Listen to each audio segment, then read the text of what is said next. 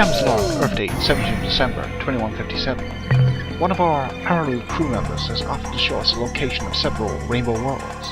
He apparently wrote them down in a guide after hitchhiking across the galaxy. If these locations are accurate, future transactions with the realm should be most fruitful. Right, in case you're wondering where we're headed, it's to a new and uncharted region of space that's just opened up to us, thanks to our new quasi-space abilities. You can get there on normal fuel, it just is very costly. And here we are. Interesting, eh? Doesn't seem to be anyone present. That's not quite true, of course. There are people here, but we just can't see them yet.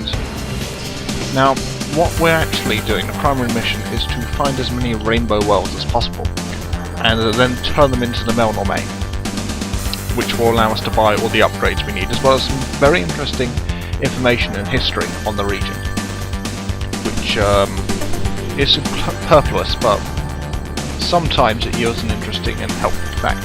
Enough yammering on. I've got to find exactly where these rainbow worlds are. Of course, I've got it all written down here, but I'm not being. Yes, just have to be logical about the coordinates. Move the cursor. Yes, Beta Leporis. That's our first destination, and there's already someone there. Wonder if they want to be friends with us.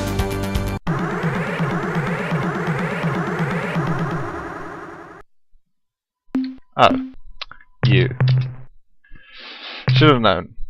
We're going to be dealing with this shortly, but for now, let's just handle this in the old way.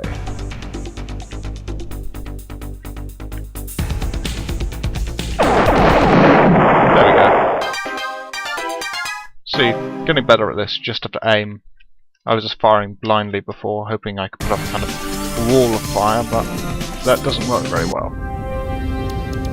Anyway, our first rainbow world.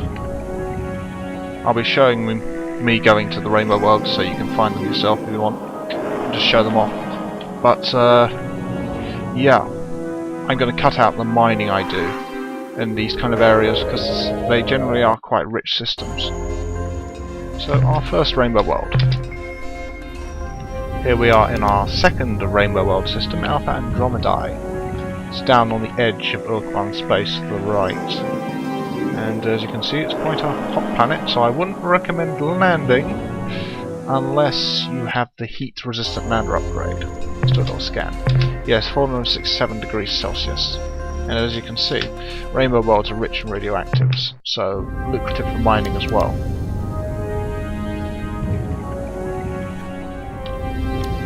And what is this?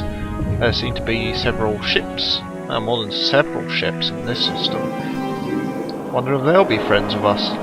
When are they going to come and greet us? Probably when we try and move into this rainbow world. And Gamma Aquarii. Minus 13 degrees Celsius. Okay, let's go down. It's got lightning, but nothing too hazardous.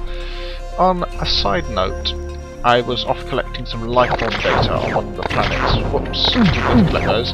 And found that the life form protecting shield is actually makes you almost invulnerable to the efforts of creatures to penetrate it. So something to bear in mind. It does make you a lot better equipped to face off against native wildlife.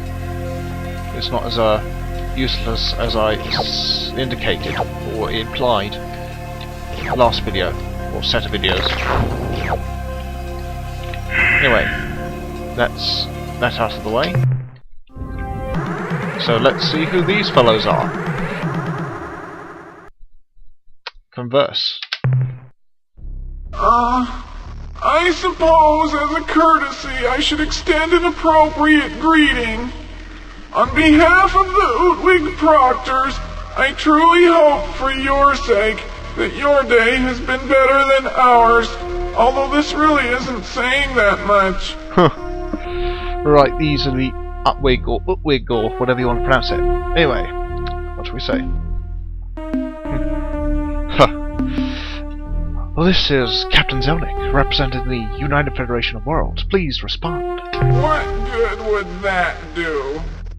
I mean, Why should we? We agonized for hours, wondering if it was a cruel twist of fate or simply a serious case of butterfingery.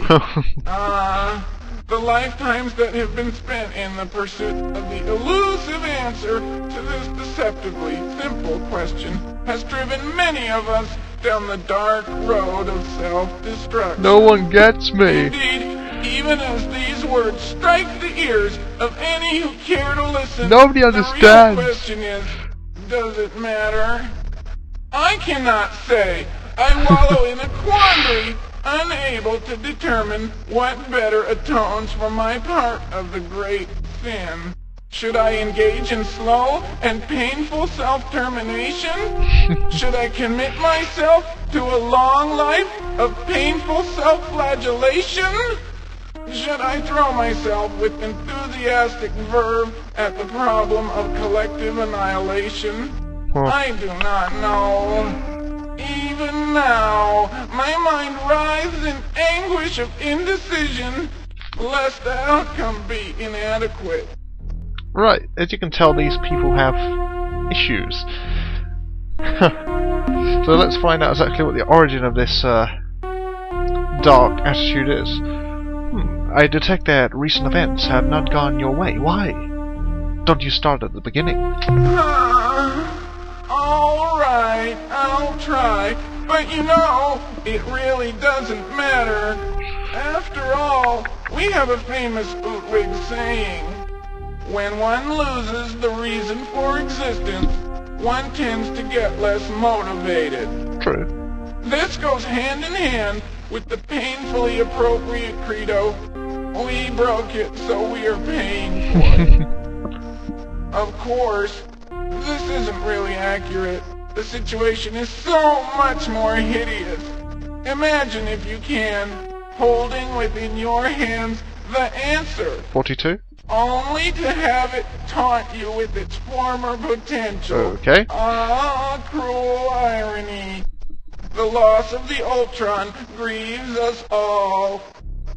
You sound upset. Yes, sir, of course, the Ultron. We grieve. How sad. Now, what was that again? Bah! It doesn't matter. Besides being of no concern to you, I find discussion of this matter, well, distasteful. The Ultron was not the only thing which assures total and complete meaning of life for you and I. It is universal. I'm sure that you two are aware of this thing, if only in legend. It granted us all limitless power and knowledge. It has been since, well, rendered inoperative.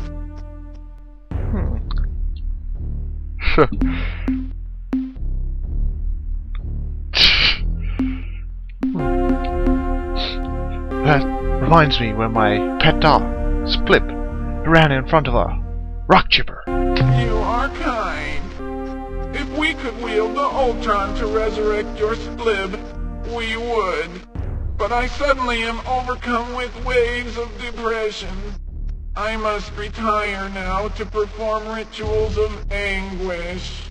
Waves of trauma wash across my being even now.